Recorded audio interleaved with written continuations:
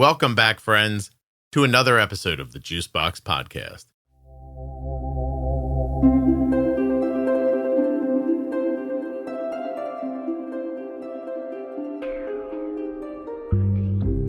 My name is Cici. I'm 30 years old and I'm from Mexico, and I've got diabetes for 17 years now. Nothing you hear on the Juicebox Podcast should be considered advice, medical or otherwise. Always consult a physician before making any changes to your healthcare plan. Don't forget to save 40% off of your entire order at CozyEarth.com. All you have to do is use the offer code JUICEBOX at checkout. That's JUICEBOX at checkout to save 40% at CozyEarth.com. When you place your first order for AG1 with my link, you'll get 5 free travel packs and a free year's supply of vitamin D. Drink AG1.com/juicebox. Are you an adult living with type 1 or the caregiver of someone who is, and a U.S. resident? I'd love it if you would go to t1dexchange.org/juicebox and take the survey. When you complete that survey, your answers are used to move type 1 diabetes research of all kinds. So if you'd like to help with type 1 research, but don't have time to go to a doctor or an investigation, and you want to do something right there from your sofa, this is the way. t1dexchange.org/juicebox.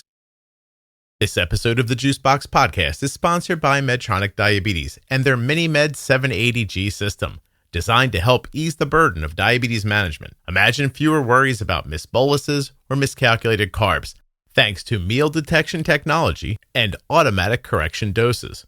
Learn more and get started today at medtronicdiabetes.com/juicebox. Today's episode of the Juicebox Podcast is sponsored by the Eversense 365, the 1-year wear CGM. That's one insertion a year. That's it. And here's a little bonus for you. How about there's no limit on how many friends and family you can share your data with the Eversense Now app. No limits. Eversense. My name is Cici. I don't know if it's easy for you to say Cici, that's fine. I'm 30 years old and I'm from Mexico. I'm from Torreon, which is a small town in the north, but right now I'm living in the south near Cancun. Mm-hmm. And I've got diabetes for 17 years now. Okay. Cici? Yes. Like that? Perfect. I can do that, Yeah. Probably. Okay. Great. You would think I could accomplish that. Right. 17 years. How old are you now? 30. Oh, okay. You're over halfway then. Yeah. Yeah, you've had it longer than you haven't had it. Right. Do you remember being diagnosed? I do. It's actually kind of a weird story, I think. I don't think I've heard something like that. Go ahead. I've always had problems with my weight. I've always been a little bit overweight, especially when I was little. So about a month or 2 months prior to being diagnosed, I was on a diet with my sister and my mom. So we were all trying to lose weight. And always I would be the one losing like very little weight, like grams. I don't know how to convert to pounds, so I'm sorry. That's okay. But they would be losing like 1 kilogram or 1.5 kilograms, and I would be losing like 600 grams, Okay. right? So very little, but consistent. And then I finally reached my weight and I went into the like maintenance stage of the diet. Mm-hmm. And I went crazy. Like they let me eat pasta and I would go into the fridge and take like cold pasta and eat it like crazy. I didn't know if it was because of diabetes at that point, but I was eating like food like crazy. I couldn't stop myself. It felt amazing when I ate, and then I felt terrible, right? But were you still losing weight while you were eating like that? I didn't know that. Oh. Like I didn't. It was a week. So Okay. I didn't know yet. But I was eating like crazy. And it was like 2 weeks from one weighing to the next one, right? On the diet. So I would eat like crazy. I was really moody, but I was also 13. So my mom thought like she's a teenager. She's just going through stuff or whatever. And my mouth was smelling like, she would say like fruit, like fruity, right? And she would send me to the bathroom, like to brush my teeth with, how do you call it? Bicarbonato, like... Baking soda? Yeah, baking soda. How did I get that? That was awesome. I don't know. You're awesome, right? I just lost the word for a second there. And she would make me like gargle with baking soda and things like that so that it would stop. She would not believe that I was brushing my teeth. She was going crazy and I was going crazy. I was so tired. But then 2 weeks later, when I went to the next weigh-in, I had lost 4 kilograms. Okay. So that's like 8 pounds, I think. Okay. Something like that.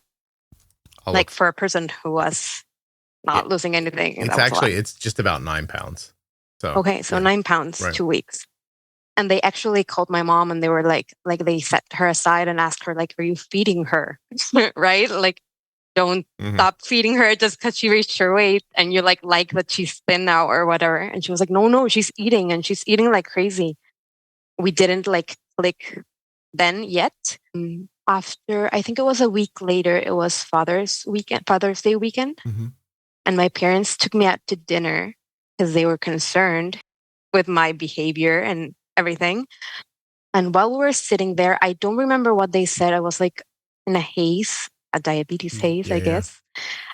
I would order a pink lemonade, right? And it was a refill. So I would drink it and I would get another one and I would drink it and I would go to the bathroom and get another one. I think I drank like 10.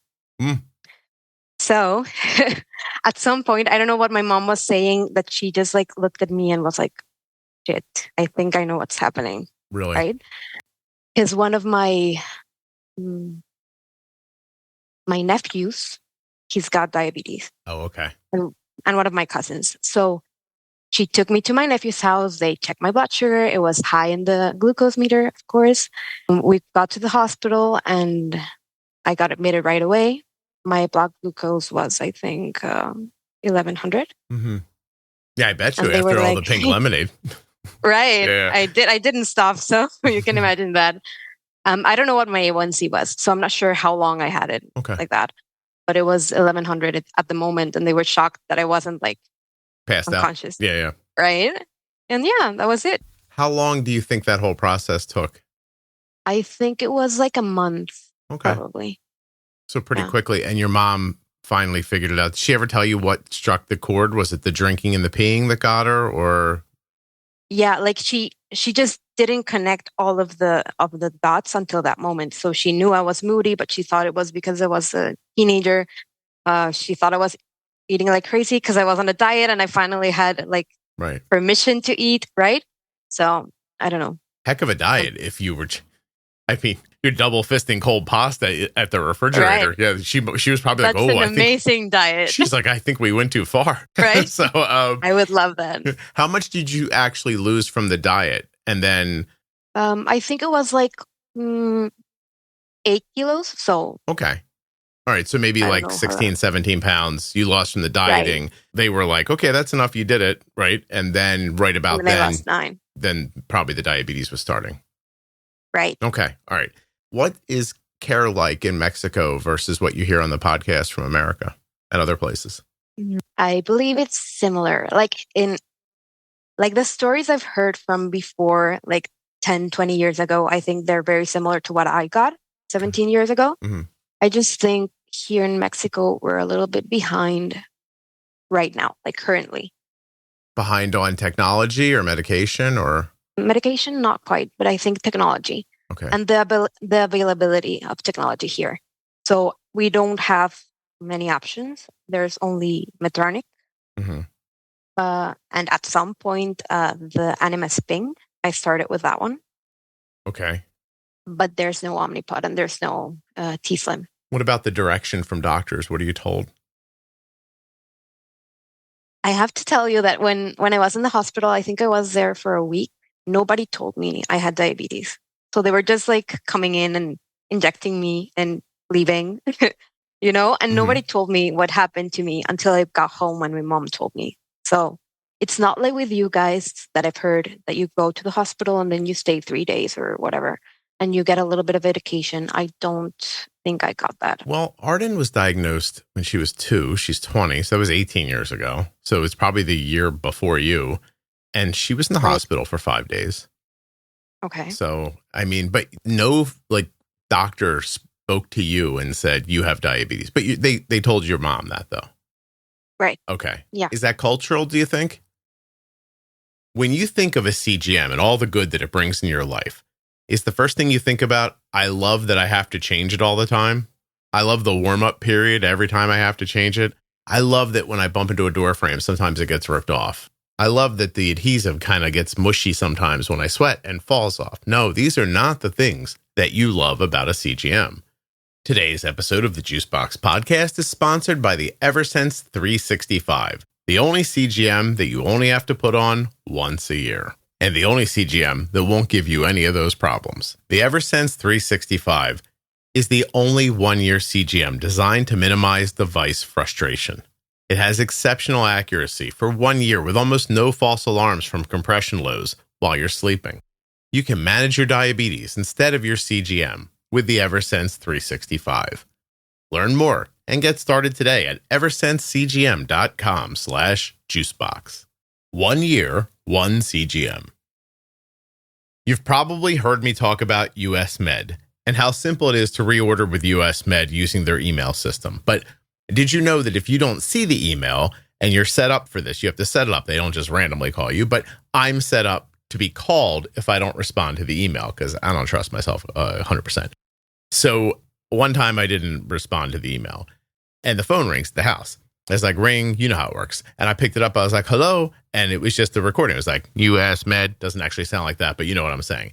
It said, hey, I don't remember exactly what it says, but it's basically like, hey, your order's ready. You want us to send it? Push this button if you want us to send it. Or if you'd like to wait, I think it lets you put it off like a couple of weeks or push this button for that. That's pretty much it. I pushed the button to send it. And a few days later, box right at my door. That's it. usmed.com/juicebox or call 888-721-1514. Get your free benefits checked now and get started with US Med. Dexcom, Omnipod, Tandem, Freestyle. They've got all your favorites. Even that new eyelet pump. Check them out now at usmed.com/juicebox or by calling 888-721-1514. There are links in the show notes of your podcast player and links at juiceboxpodcast.com to US Med and to all of the sponsors. I think so a little bit because I see like all the community you guys have around type 1 diabetes in the US, and I don't think we have it here.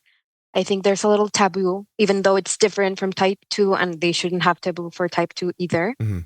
Like, we don't like to talk about it, or we don't like to share that much. So I don't have a lot of friends that have diabetes, or I don't know people who have it, or I do, but I don't speak to them a lot, and we don't talk about that. We talk about, like, our life. Is it possible you know people who have diabetes that just don't talk about it? I don't think you don't think so. Like, because we do, like, when someone has something, you kind of know. Oh, I see. They just don't say it. Back channels. Back channels, we know about it. Okay. All right. Your aunt's sister tells you about it. Yeah. Exactly. Yeah, I gotcha. Okay. So when you're first diagnosed, you get needles, right? Right. You know, in the stuff that you sent me, you said you have a fear of needles because Arden does. And we don't talk about it a ton, but hers is like aggressive. And I'm wondering what it's like for you. Right now, it's like I can do it, no problem. I can actually look like when they're taking blood and whatever, it's fine. But it was very, very bad. Mm-hmm. Like I would be the kid in the pediatrician's office running away from the lady that was going to inject me for whatever vaccine they had to put on me, right? With my pants down. So I did have a very big fear. I actually have a funny story about that. When I was 12, right before I was diagnosed, I had an operation on my knees. So it's like a corrective operation. Mm-hmm. But my dad gave me that. So thank you, Dad. Your legs are a little bit, I don't know, wonky. And you have to get an operation in the inside of your knee. You get some staples put in on the growth line of your bone so that your legs don't grow on the inside, only on the outside. And you get like, I don't know, they get straighter. So it doesn't bow your legs? Yeah, exactly. Oh. Like it tries to bow them the other way. Okay. So you have a wonky knee is what you're telling me. Yeah, both. Both knees. You're trying hard to have your episode called Wonky Knee. I'm just letting you know. We can try that. Yeah. Well, we'll see where we go. Okay. So you have this surgery. Right. So I have the surgery, but my sister had it a year before, so I knew what was coming. My mom watches a lot of Grey's Anatomy and ER, so I also thought myself a medical professional, right? So I was in the hospital. I was getting ready. They had to put the IV right on me, and that was terrible. But it was like, okay, I had to do it. But I knew they were going to try and put an epidural on me. And I knew what that was because of Grey's Anatomy and ER. And I was like, I'm not, like, there's no way. No way in hell, right? But I was 12, like I was a kid. Yeah. When I was in the operating room, they were like, okay, we're going to do the epidural. And I was like, oh, no. My mom said, you could do the little gas, like the gas, like put me to sleep. And she was like, really? And I was like, yeah. She said it was fine. And she was like, oh, okay, fine. So they actually made me like go to sleep completely. They didn't put the epidural on me. And like halfway through the surgery, they went out and talked to my mom. They were like, she should have an epidural because it's going to be really painful later. And she was like, why didn't you put an epidural on her? And she was like, she said you didn't want her to. And she was like, do it right now. Do it right now or you're never going to do it. Not too long ago, you wouldn't tell her she has diabetes, but now she's making medical decisions about anesthesia. Interesting, right? And I didn't have diabetes then. So it was before. You were just, you just tricked them. Right. I don't need that. It'll be fine. Right. I'm going to be fine. Don't worry. Like, I don't know how a doctor believes a child that way. Yeah, I mean, okay. Yeah, it's a tough call to let a 12-year-old make a decision about an epidural. Right. In the height of your needle phobia, like if I come at you with one, what's your reaction to it? If it's a really big needle, it's bad. The size matters? Yes. Okay. So a small needle, like diabetes needle, I don't care. Like an insulin needle is fine right now. I look at it and whenever I have to inject myself for whatever reason I do, it's like, I feel like it's a mosquito bite, right? Okay. Looking at them and them being big, and especially if they're going into my arm, like a vaccine or something like that, that terrifies me. Okay. But do you run from it? Do you defend yourself? Yes. So 5 years into my diagnosis, I had been a diabetic for a while, right? And injecting myself for a while. I had to go for the flu vaccine. And I don't know why. Like that year I was petrified. And I was with my sister, my mom, and my grandmother. And it was almost my turn to get vaccinated. So I was like, I'm going to go to the bathroom, right? And I was a 17-year-old. I was old. Like I wasn't a kid, right? So I went into the bathroom and I locked myself in. They had to open the door with a key and they had to pull me out from my feet to inject me. Okay. So it was ridiculous, but I don't know what happened. Like it came over me. It came back. You ran. Like right now. I'm shaking. Like just remembering it. I don't know. I mean, it would be Arden's story to tell more completely, but to see her reaction to it it's really, it borderlines on insane. And she knows it as it's happening. Yeah, you know it. She's like, first of all, it hurts. She's not good with the injection part. It hurts, right? But I know this is silly. Like, I know if you just, like, she uses the word, I'm disappointed in myself for not being able to be okay with this, And I tell her, I'm like, you shouldn't be disappointed in yourself. It's not embarrassing. Some people just have a needle phobia. You really have one. She said she's had it her whole life, but she didn't really start fighting back about it until she was at a certain age. And I remember that moment. I've said it before, like, if she was Spider-Man, she would have crawled right up the wall. Like she just backed into a corner and just kept going backwards when somebody came at her. I just thought it was something that kind of appeared out of nowhere, but she remembers it as something she's always dealt with, but just, is old enough now to just like voice her opinion about it. Act on it. Yeah. Right. She had to get an injection recently where my son had to hold her hands so that like she wouldn't defend herself against the thing. It's what she asked for. She's like, I need someone to hold my hands so that I don't swat it away. She's like, because that will work. That worries me too. I'm not going to be able to stop myself, and I don't want to hit the needle, but I want to do the thing. So like, this is all happening, and then she is just like inconsolable. And then as it's happening, she goes to like, she wants to bite down on her own hand, and bites my son instead. And then just tears and fear and everything. And then it's over. Chaos. He goes, what did he say? He goes, she bit me. And she's like through crying, laughing now. And she goes, I'm so sorry. It's just the most sincere apology you've ever heard in your life. She's like, I'm so sorry. I didn't mean to. I'm sorry. Everybody was okay. And then she starts laughing. And she's laughing through tears. And I'm like, as soon as the anxiety of it was gone, she was just okay. It was really, really something. Anyway.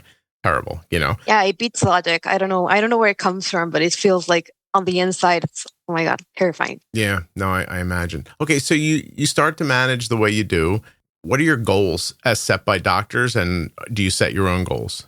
I don't. So my goals set by doctors were the normal ones, like 180, like 80 to 180 or something like that.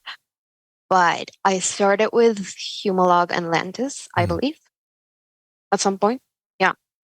And my mom had to give me all the injections. I was incapable. Like I couldn't. So she would have to sit me down. I would cry every time. And it was painful, I think, for her more than for me. Yeah. Right. Now that I'm an adult and I know like that must have been terrible for her. I did find a spot in my stomach that made it really easy for me to get injected. Like I didn't feel anything. So I would always inject there until I got a little like bump and pus and everything. I'm sorry. Gross. I know. It helped me. Like I could do it there and I was fine. And I think I did that for like a year and a half. And I was in a specific diet. It was like an exchange diet, but I wasn't using regular NMPH. So I'm not sure why I had an exchange diet. I think it was just like the standard for care. And people didn't really know why they were using that. Like it's not logic now that I know about NPH and regular and whatever. But I did have a limited amount of carbs for a while and life sucked. I love carbs. Yeah. Right. I didn't have like goals set out for myself. Like I was a kid. I felt like a kid more when I got diabetes, I think. Right. I didn't feel like empowered. I felt a little bit, I don't know, terrified. Yeah, sure. Like you needed somebody's help. Right. Yeah. And I think my mom and my dad, he was devastated, I think. Like I saw like something change in our relationship there. And I think it was because he didn't want to see me like that, I think. And my mom, she took like everything onto herself, but she also wanted me to take care of it. So I was just like checking my glucose like every 4 hours and before meals and whatever. But I didn't really care. I know you speak about it a lot in the podcast. Like whatever it was. You didn't make adjustments or anything like that. You were just checking. Yeah. Kind of. Right. So she wants you to be able to handle yourself and take care of yourself, but at the same time, she wants you to not feel like it's all on you. And then you try to find that balance between like, I'll do it and make sure it's okay versus she'll do it, but know how to do it. But I don't know. I think the secret to a lot of this is that when people are listening, they want somebody to tell them like, do it like this will work. Right. And that's just not the case. Like everyone is so individual, and the impacts of how you deal with diabetes and just your health in general, or whether you're focused on something or not, and all the other things that go into it are so person to person for the person with diabetes, but also for the people around them. Like, right. Like your dad has one, reaction, your mom has another one, you're having a third. And now, to come along and say, oh, tell me the right way to do this. There's, I don't know. It's not clear. It's tough, and it takes a lot of effort and time that you have to put in. Even yesterday, it was not lost on me that in the middle of Arden having this problem yesterday, we were able to manage it and work through it because I work from home even. Like just such a simple thing, right? Like, because if I'd have gotten up in the morning and that problem existed and I was like, I'll be home at 5, she would have ignored it all day. You know what I mean? And then I would have gotten home. I'd have been tired and hungry and still had to do a bunch of other things, and it just wouldn't have gone the same way. So it's easy. Like it's easy to say to somebody, like all the right things, but it's another thing to have the time and the energy to put it all into practice, I guess. But well, tell me, like, how did you feel when you saw those numbers when you tested? A little anxious, of course, but I think I was scared of getting low. So we didn't have this idea that when you left the endo, you could just adjust your numbers. Well, I didn't get that idea. So I was just injecting my basal and it was clearly wrong, a little bit high. So I did have a few episodes of 3 or 4 convulsion episodes at night. You had some you had some seizures overnight. Right. And you think it was because you were using too much basal? I do. Okay. I do. So that was sucky for my sister because she was my roommate and she didn't love it. And we don't, like here in Mexico, that's an important thing. Here in Mexico, we don't have glucagon. Oh, really? Still? Yeah, still. And there's no glucose tabs in the pharmacies. Like I have to buy them in the US. How does that work? How do you get glucagon? You don't. You don't have it. And like I have it because I go to the US. And pay cash for it. No, I do. Like I'm really lucky, and my parents, right before I got diabetes, they swapped our insurance and they got a really bulky plan that actually covers me here and in the US. Okay. So here it's called whatever, and in the US it's Aetna. So I get covered both ways. I'm looking here. I didn't realize that. Yeah, there's no glucagon. You can get it. I think it was last week or 2 weeks ago that my endo, she's young and she has Instagram. She put up a story about Baqsimi. How's it called? The one from the nose. Yeah. The nasal one, the powder. Right. And she just put up like a picture and she was like, "Do you know what this is?" And I was like, "Yeah, that's glucagon. Where did she get it? Like, is it available in Mexico or what?" I'm not sure. I don't know where she got it. I'm gonna see her in a few weeks, so I'm gonna check that out.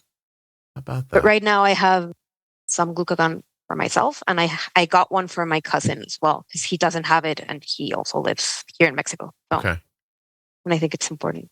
Yeah, it's very. It's so. I mean, that's crazy. It's just not right.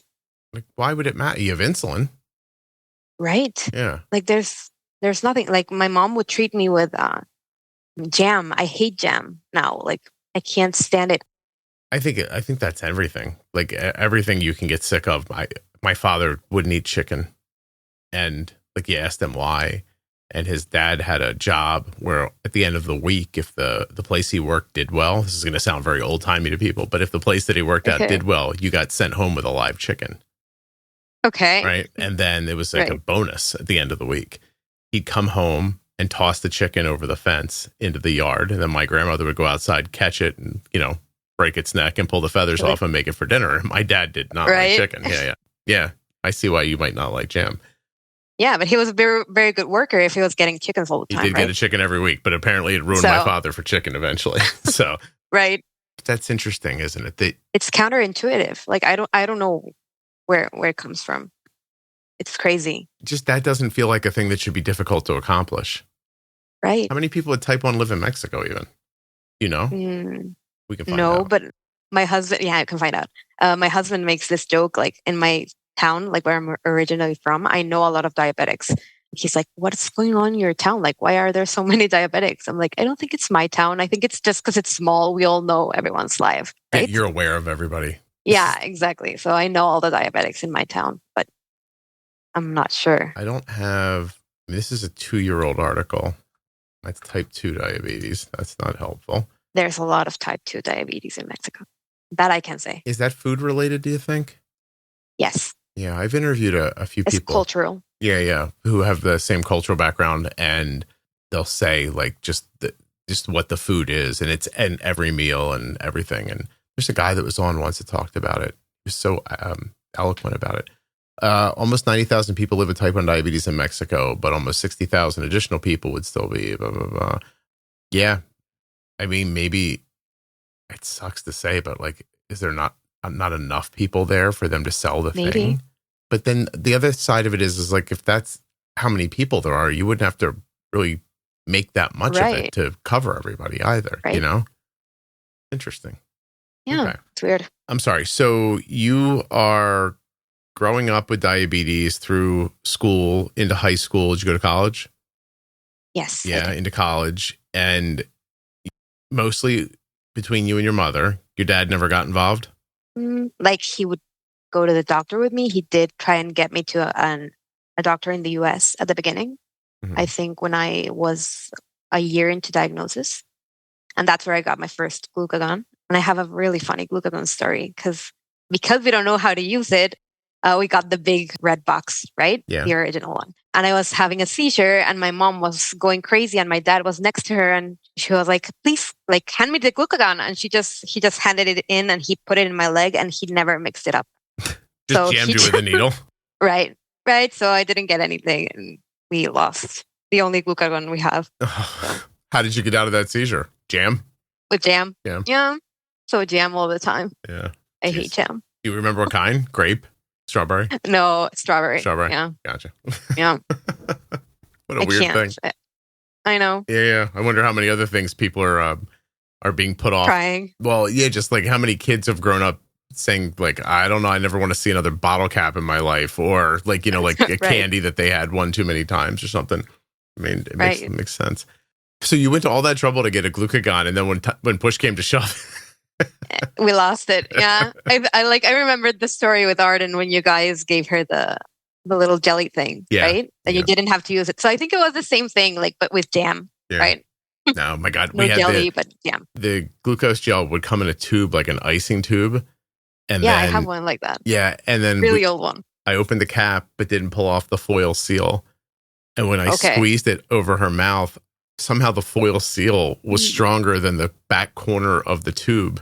So this pinhole pops in the back corner of the tube. And I'm basically just decorating the ceiling of this hotel with this just laser beam of glucose gel. And as it was ridiculous. Right. So then I looked at it and I saw I didn't pull the thing off.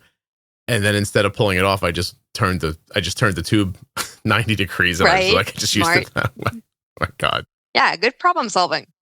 Well, how do you manage today? You have goals and outcomes now. So where did you come up with goals and outcomes for, and how did you figure out how to do it? Okay, so about, I think it was like a year ago. Well, I got married like 3 years ago. I started thinking about kids at some point, right? And I was like, I don't want to be in the situation where I want to have kids, but I have to do all this work beforehand, and have to wait. So I thought I better start doing the work now, right? I wasn't really bad. I had a 7A1C. So it was not bad, but it was not good. And I started looking on the internet for options. And I saw things like a pancreas, something about ginger Vieira. And I saw your podcast. It was listed. And I was like, I don't want to listen to a podcast from the father of someone with diabetes. That's not for me. Because I have this idea of my mom. My mom, whenever she would tell me something no, you should be a better manager, you should do this or that. I feel like I'm a lot like Arden in that sense. I heard an episode from her, I think yesterday, that she hates being told what to do. So I do too. Whenever she would tell me something, I would do the opposite or wait and do it myself later.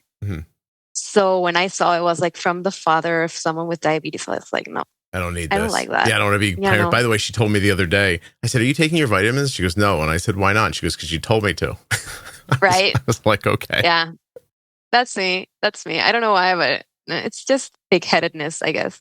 You intersect the podcast, but the setup seems wrong.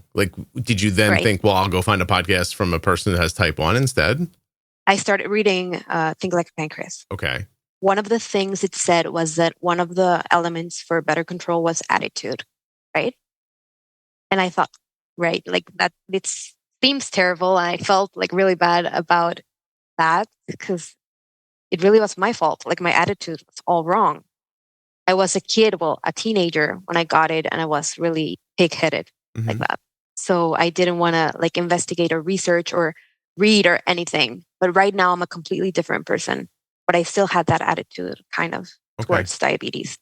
I just flipped a switch and said, so the thing you have to change is your attitude, right? I had a pump, I had a sensor, but it was a Libre, the first one. Here in Mexico, we only have the first one.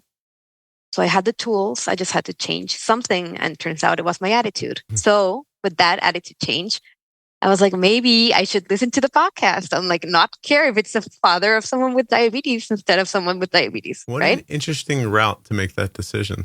That is really interesting. Right. Yeah. And why can't they send you the Libre 3? What the heck? It's plastic and a wire, right? Just do it. Right. I don't understand.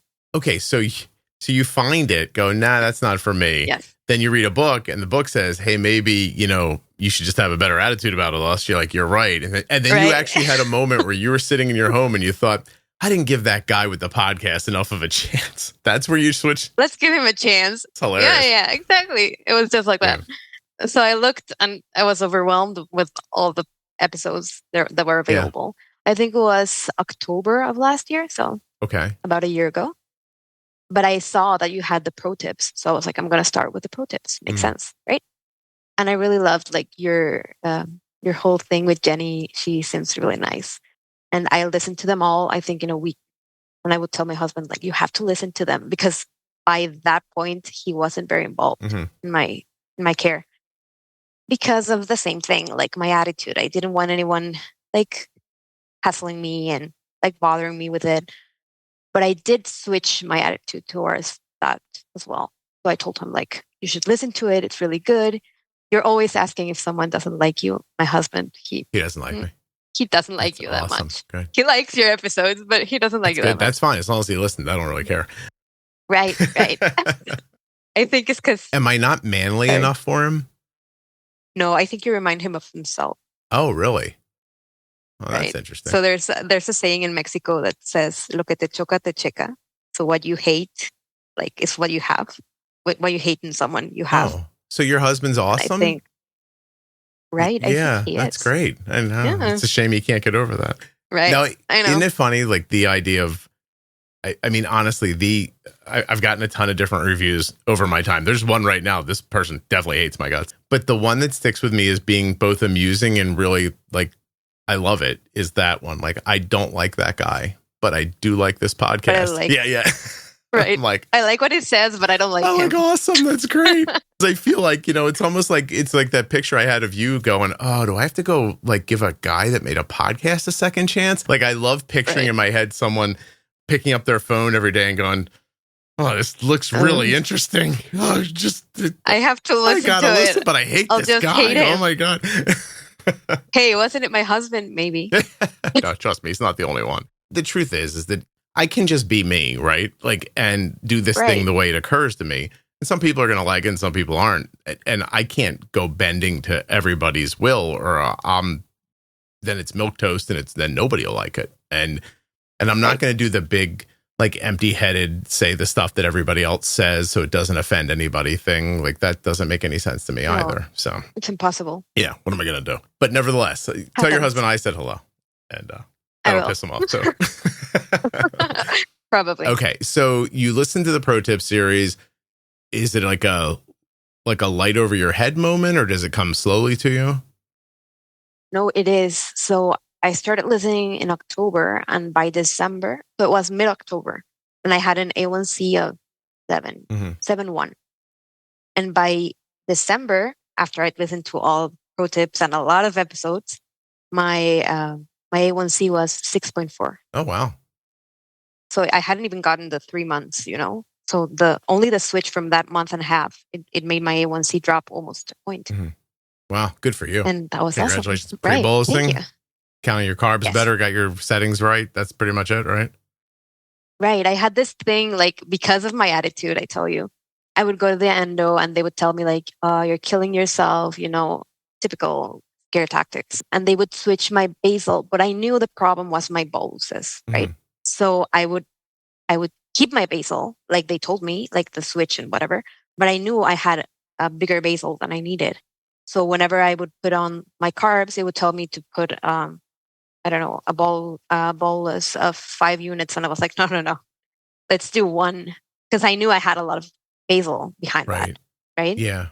So I never knew my real carb ratio, your real settings. I didn't have them right. Yeah. It's incredibly common. For years. It's years and incredibly common to be over basaled and then under performing with the rest of it. May I read you this one that I got recently that I really I loved?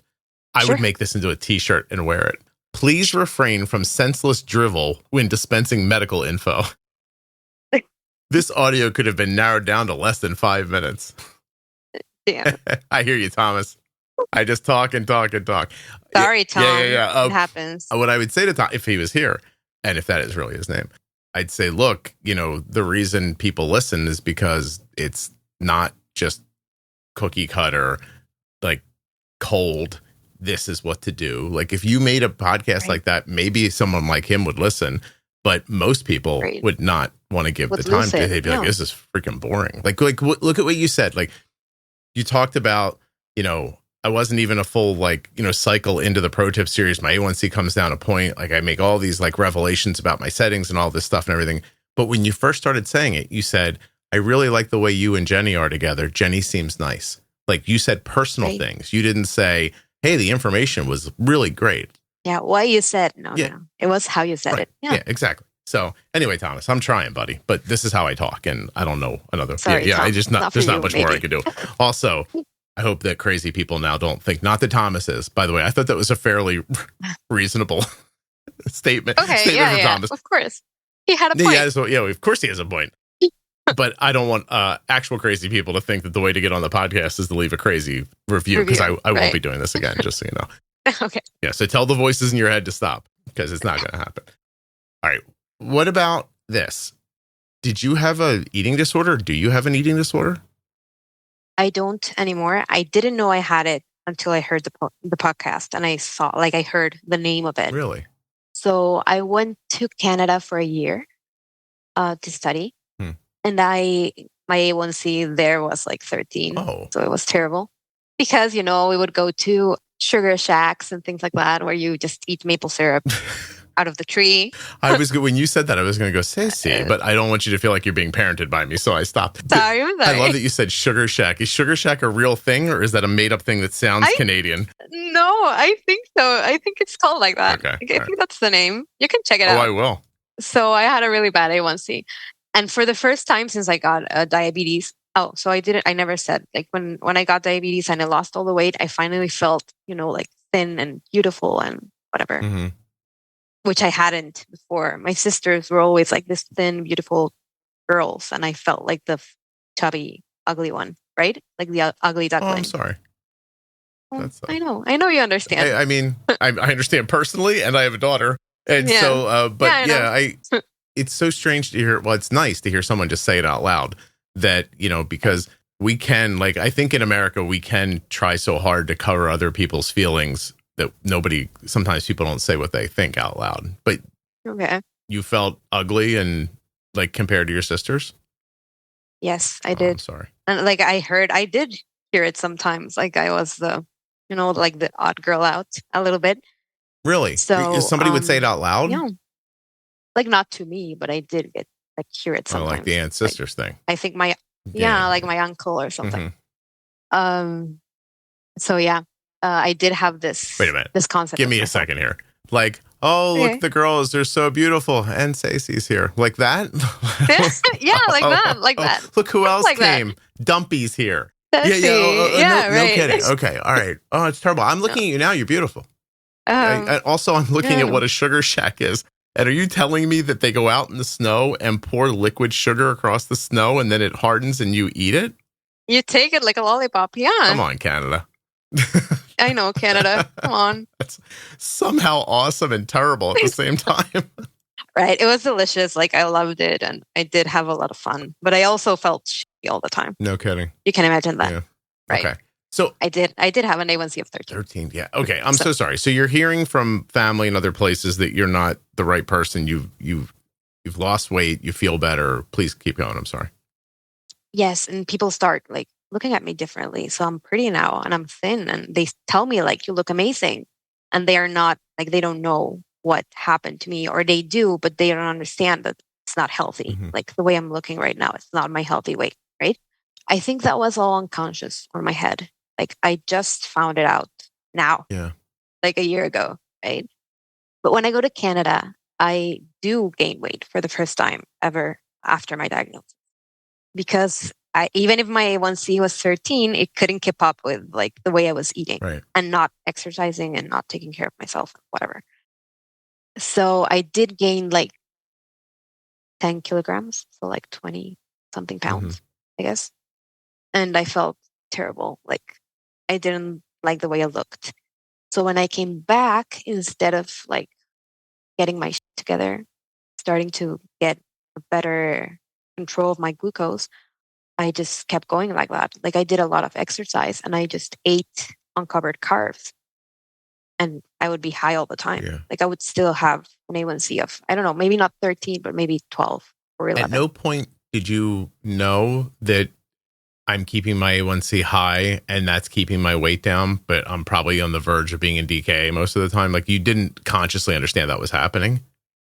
Okay. No, I didn't. Right. But it just worked. Yeah. So, like I see. So you're just like, well, whatever I'm doing must be okay because I'm thin and people think I'm pretty. Right. Okay. Right. But you didn't have like further thoughts about it. Like I'm doing something that's unsafe for me. I'm doing other damage to my body. You didn't have any of those. Like, did you know one subconsciously when you look back? Yes, I think so. Okay. Like I knew I shouldn't be 300 all the time. Right. Mm. Did you know the direct line between that and the weight?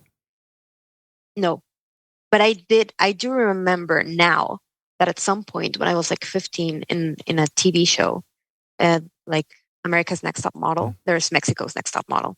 And there was this girl who said, like, whenever I gain weight, because I'm a diabetic, I just don't get my insulin that day. And I'm going to be fine the next day. Like I'm going to lose a pound or whatever. I just put that on television. Right. Yeah. It's crazy. Like I remember that now, but I didn't at that point. I don't think so. Is that show as crazy in Mexico as it is in America? It is. Yeah. Arden made me watch it once. I didn't make it through a bunch of episodes, but it made my head hurt. Right. Yeah, I mean, like, yeah, it's crazy because if the model would have said, if my weight goes up, I just do Coke for a few days. Like, right. They would have been they like, wouldn't have aired that. You can't say that on TV. Right. But this, okay. Interesting. Well, it probably goes to show that nobody understood what she was saying even. Right. Yeah. Yeah, it's something. It's also how most people tell me that they learn to manipulate it. They'll always say like, oh, I learned at diabetes camp. Like I met they don't mean diabetes camp. They mean I met other people and I met a big enough group of people with diabetes that someone had that method information and they shared it with me. And I was like, oh, I didn't know that. And, I went to diabetes camp and I didn't learn. No one talked about it there? No. So you do this for a while. Then eventually you're saying the Canadian food was harder than the Mexican food? Yes, because it's sweeter. Like, now you're winning something. It's just more simple sugars. Right. And because in my house, like my parents would be trying to give us like healthy food.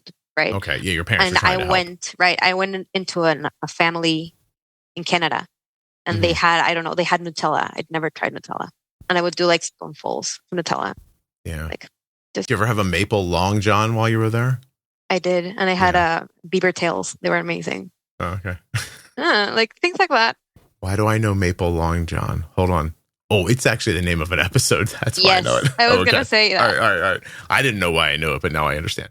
So you go from your parents trying to be like, please eat better to, hey, Stacey's here. She's a guest. Have fun. Enjoy maple syrup frozen in the snow, like that kind of stuff. Yeah. You finally, it catches up with you. You put on weight, but your blood sugars are still high. Yes. So I don't know how I managed that. Yeah, I mean, it sounds like you didn't. I was kind of scared. Like, so whenever I got really high, like 500 and things like that, I would give myself insulin. So I was more on a roller coaster. So I think maybe that's why I didn't lose weight. It wasn't consistent, like consistent. Bang it up and 300s. down. Okay. Yeah. So maybe that's why I did gain weight. Jeez. I don't know. I think this is probably a good place to say that diabulemia is really dangerous and you shouldn't be doing any of this stuff. But I do appreciate you. Yeah. Saying 0 out of 10. Don't recommend.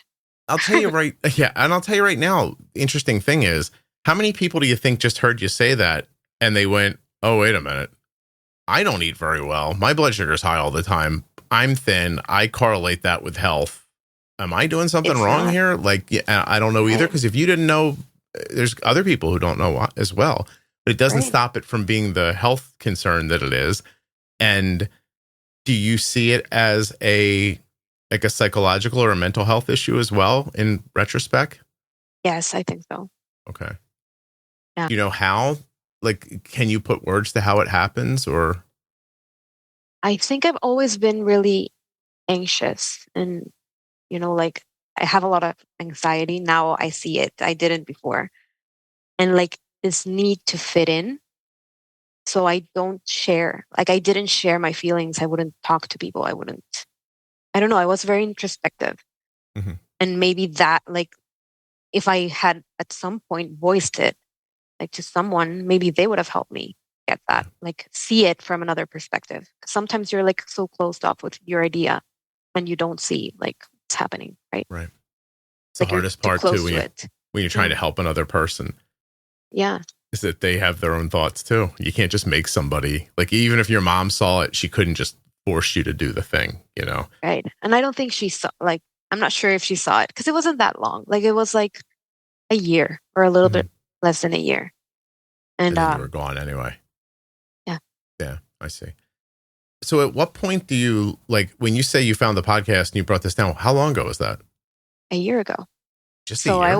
I was unmanaged, like kind of, for 16 years. Wow. A long time. Do you feel better now?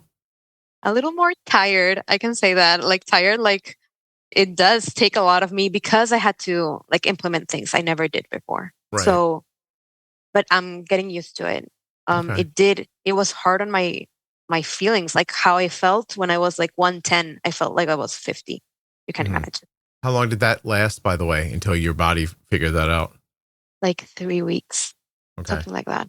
Because it's real. Like just because you're not technically low doesn't mean you don't feel all the feelings that come with a low blood sugar.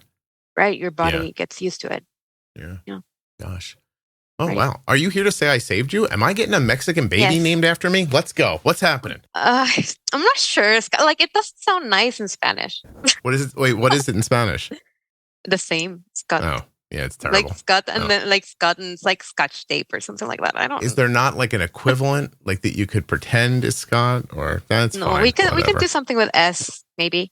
Right? I just love the idea of your husband having to call his son for...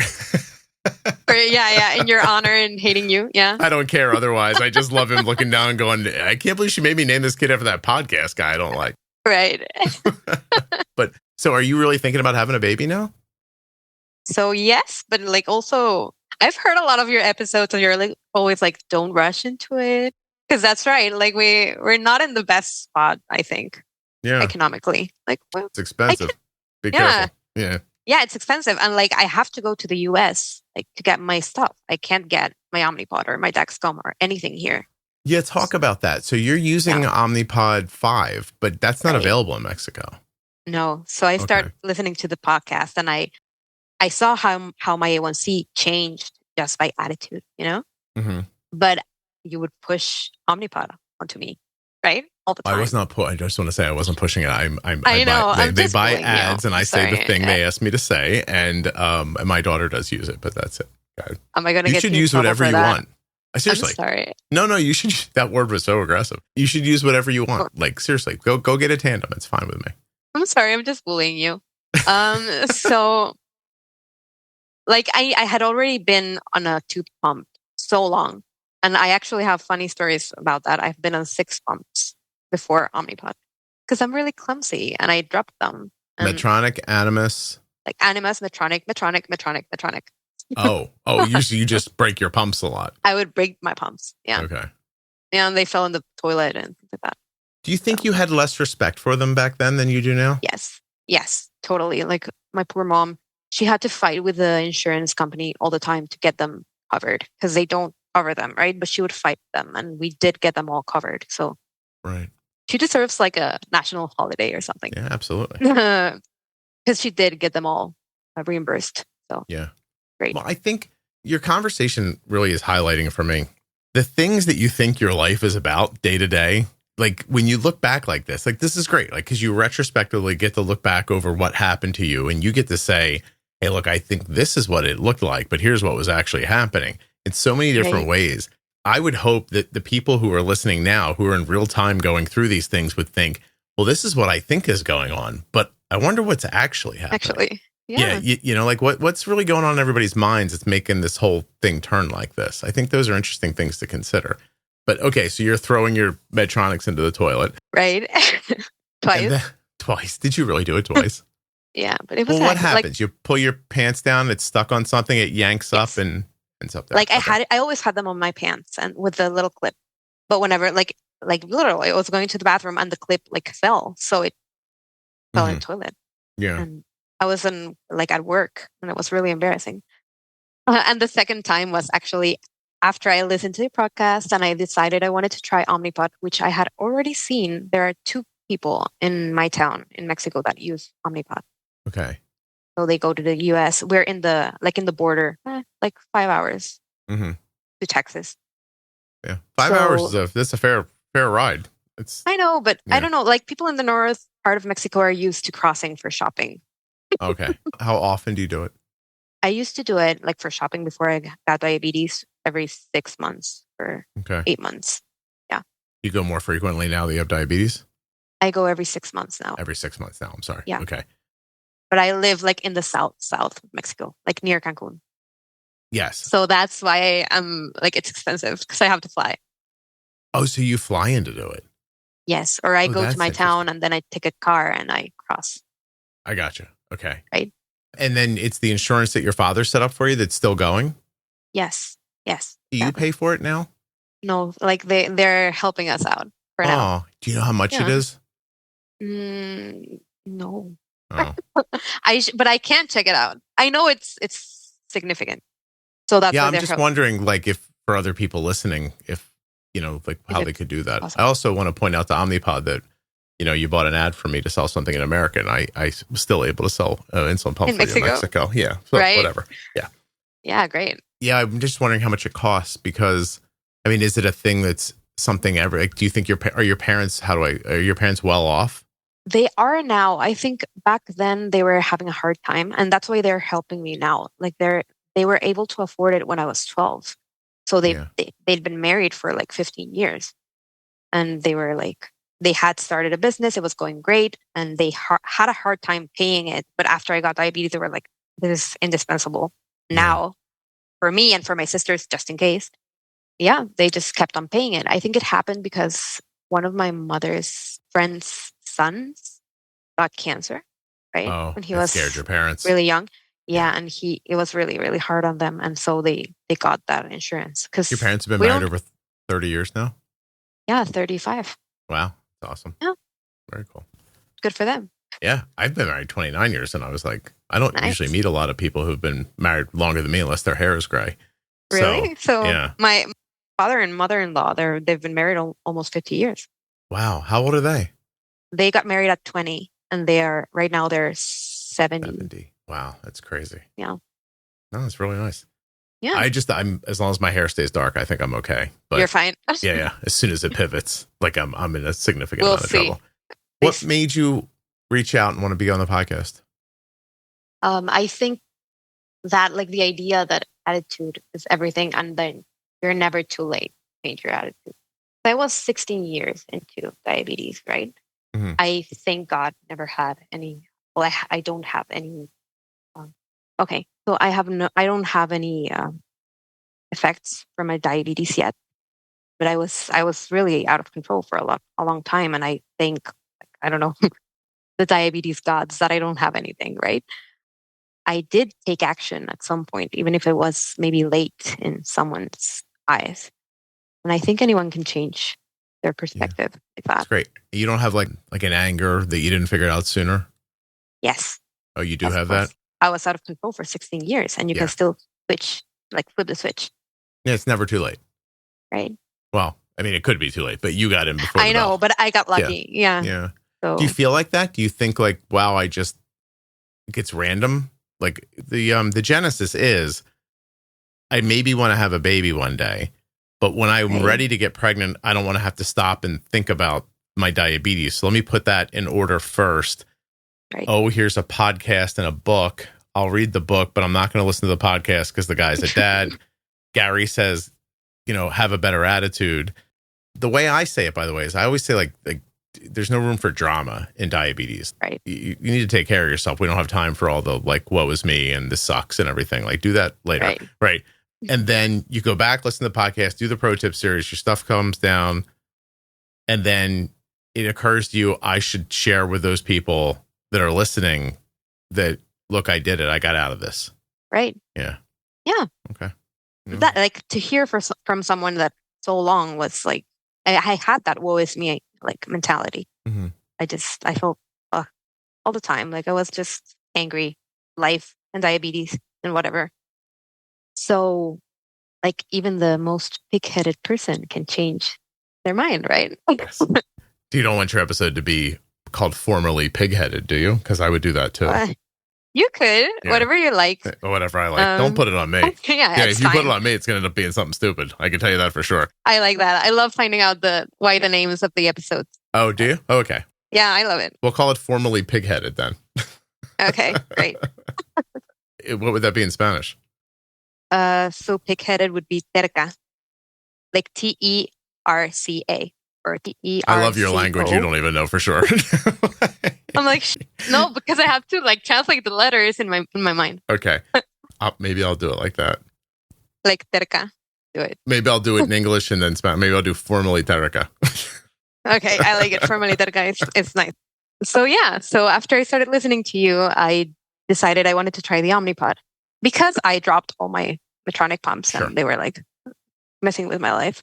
I talked to my husband and he said it was a good idea and we had to like take advantage of the insurance that I had, right? Mm-hmm. That I was lucky to have. So we figured out who we wanted to see. I talked to the guys I told you that use Omnipod in my town to see where they went to get them. I ended up going to a different doctor. One that a girl in my town told me about that she's using the Medtronic 780G? 740? 780? 780G. Yeah, I think 740 in Mexico. But she went there to get the 780. Okay. So I went there and I talked to him and I told him I wanted to switch to Omnipod and he said, fine.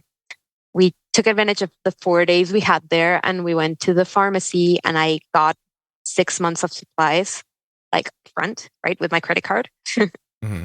They were like, they didn't understand like how I'm going to charge you in your card. I'm like, yes. So my insurance is not like the ones you know. I need you to charge everything in my card. And they were like, it's really expensive. I'm like, I don't care. Like, just do it. Yeah. Right. I was messing up with their logistics or something. And we got everything for 6 months. Came back, started using it. Didn't like the automated mode. It was a little bit too conservative for my new mentality. Right. Mm-hmm. So I started using it in manual. And right now my A1C is 5.2. Wow. Look at you. Do you ever think about turning it on for overnight? I do, but I don't know why it always wants to keep me at 130 and I wake up tired whenever it does that. Is the target set at 130 right now? No. It's 110. It's 110. Yeah. Okay. I don't know either. Yeah, I know. Interesting. Did you think about... Now, go ahead. Sorry. No. Go ahead. I was going to say, did you think about getting dash pods and using like that's it. Loop or something? Yeah. So because I heard it in the podcast and I heard that you guys switched to IAPS, we're going to try that. Yeah. Arden's using Trio at the moment. Oh, okay. I didn't know that. Yeah. I'm going to look into that. It's IAPS on another branch. So, okay. But that's what she's using right now. And it's working great. Oh, so, nice. Yeah. I don't think you couldn't go wrong with like Loop with auto bolus, IAPS, Trio, like those, in my opinion, would work well. My husband, he's really tech savvy. I'm not that much. He built the pump and we're using it like a trial pump, like to see what decisions it takes and things like that, but it's not linked to any pod. Mm-hmm. So when we go in December to get my new supply, I'm going to ask for the Dash. Oh, wow. Look at you. I was ahead, but behind when I said that. Yeah. I was, you're like, oh, I'm already taking care of it. Right. I am. Do you enjoy listening to people's stories on the podcast, or are you more interested in like management stuff? No, I do enjoy the stories. Like I started with the management because that's what I thought was logic. Mm-hmm. But then I started listening to everything, and I think I've listened to almost everything. Thank you. I appreciate that very much. Yeah, you're welcome. I'm good. Do you have anything else? Did I forget to ask you anything? No, I don't think so. All right. Then we have to go back to this for a second. So it's Terco. Okay. This is ChatGPT, by the way, explaining Spanish to me. Okay. Terco or Cabezon. Cabezon. Say it again. Cabezon. Yeah, I wasn't going to get that right. It means head, like you have a big head. Okay. But you don't have a big head. You're not big-headed. Like literally I am. I do have a big head. Wait, do you really have a big head? I do. Like I had the biggest graduation hat in the whole generation, like including men. So I do have a big head. Do you know now that I've lost weight, none of my baseball hats fit? Really? I didn't think my head stays the same all the time. No, my head lost weight. Nice. It's ridiculous. No, mine didn't. No, seriously. Like I can't. I wish I had one in here to show you. Like they just kind of fall. It's so stupid. They just kind of fall down. Right. And it's silly. But anyway. All right. So I want to go with Terco. Is that right? Right. But it would be Terca because I'm a girl. Because you're a girl. Terca. Right. All right. I got it. I'm good. Okay. Excellent. Great. I appreciate you doing this very much. I appreciate also people don't know but you let me push the time back today, which was great because Arden was leaving after her fall break for school and you allowed me to spend some more time with her. So I appreciate that too. course. Yeah. I didn't know she was going to be here on this day when I set this up. Yeah, me neither. But honestly, to say that if I would have known I could have done something differently is also giving me way too much credit for being, right. focused on top of things. It really means a lot to me that you found the podcast and helped yourself so much with it. It really does. Yeah. Thank you for what you do. I think it's really, really important. Thank you. No, that's lovely. I don't get enough of this. Like, my days can get long with like the backroom stuff of making the podcast. And like, sometimes the way I keep myself grounded, keep myself aware of what the end result of what's happening is usually just like through social media, where people will come and say like, oh, this really helped me or something like that. But then if a week or two goes by and I don't look at that stuff, then I end up feeling badly because then people reached out and I didn't see it, which makes me feel bad. Right. And then I'm like, oh, I should have read this last week when I was having a bad week. Because it really would have helped. Right. Or this morning, by the way, when somebody I do business with was just like, they're such a pain in the ass. Like they email like children. Do you know what I mean by that? Like, yeah, I do. Like, here's a thought. And then you answer it and they go, oh, and here's another thought. I'm like, oh, what? Or what are we doing? Like, can you just put this all into one email, please? Yes.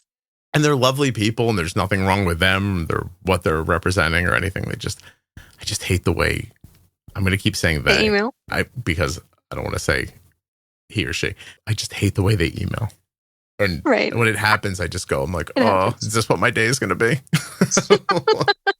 Hey, before I let you go, the artwork behind you, is it yours?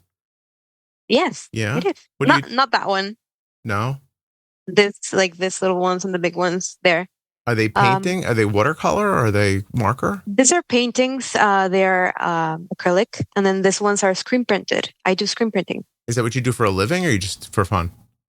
I'm trying to switch it for a living. Like I do wedding invitations and graphic design. Oh, that's beautiful. And then what I try to do is integrate painting in the back of a wedding invitation so that people don't throw it away.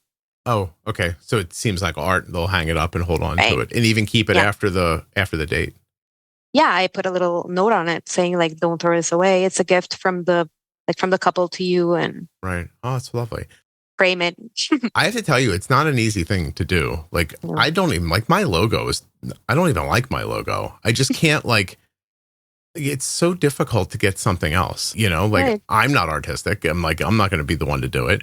And when you reach out to get somebody else to do it, it's their aesthetic. Like you're buying their aesthetic, right? And then if you don't like it, what do you do? And I don't have endless money to be like asking people to change it. But I guess it probably I can help you if you want. No, I'm not asking. I do logos as well. Yeah, but I'm not haranguing you. I don't know if you know that word or not. But, I know. I do know it. It just feels like it's like one of those things. Like I would change that if somebody would just do it and then present me with something that I went, that's perfect. Thank you. Thank you. I'll just put it up. But I don't want to be involved in the process whatsoever. And if I don't like it, I want to be free to say I don't like it. But having said that, I don't know what I would want to begin with.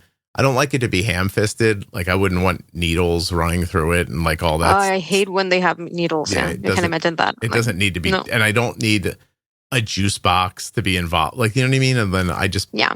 Anyway, and anytime I've ever reached out to anybody, they're like, well, we could put it on a juice box. And I'm like, yeah, because that seems obvious and I don't want it to be that obvious. Then I get bitchy about it and then I just give up. So anyway, you were really lovely. I appreciate this. Are you in the private group? I am, but I never speak. You've never like ever? Never. It's interesting. No. I'm one of those people that lurks that you've mentioned sometimes. Yeah, it's awesome. There's way more lurkers than speakers. That's for sure. I know. But I was just wondering because I hadn't seen your name there. So I was like, maybe she's not there. I think you should find me there if you look for me. Okay. Well, I'm not gonna, that would be creepy. I'm not going to do that, but that's fine. Anyway, I really appreciate this. Hold on 1 second for me. Yes.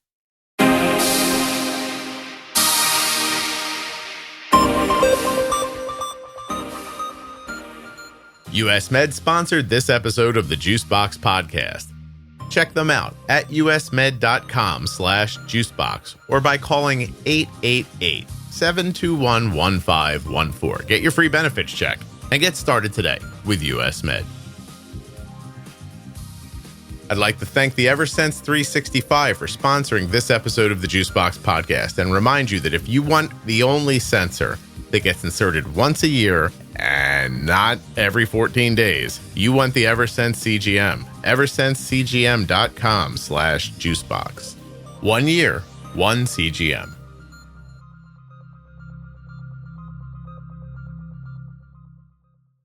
Okay, well, here we are at the end of the episode. You're still with me? Thank you. I really do appreciate that.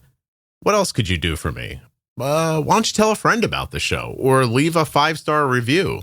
Maybe you could make sure you're following or subscribed in your podcast app. Go to YouTube and follow me, or Instagram, TikTok. Oh gosh, here's one. Make sure you're following the podcast in the private Facebook group as well as the public Facebook page. You don't want to miss, please. Do you not know about the private group? You have to join the private group. As of this recording, it has 51,000 members in it. They're active, talking about diabetes. Whatever you need to know, there's a conversation happening in there right now. And I'm there all the time. Tag me. I'll say hi.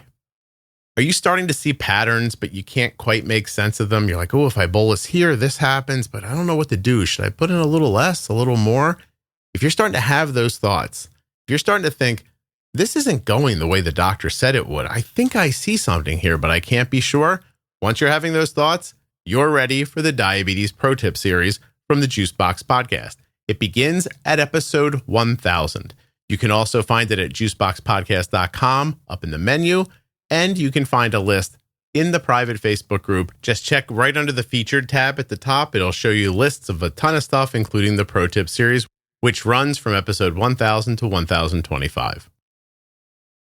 The episode you just heard was professionally edited by Wrong Way Recording. WrongWayRecording.com.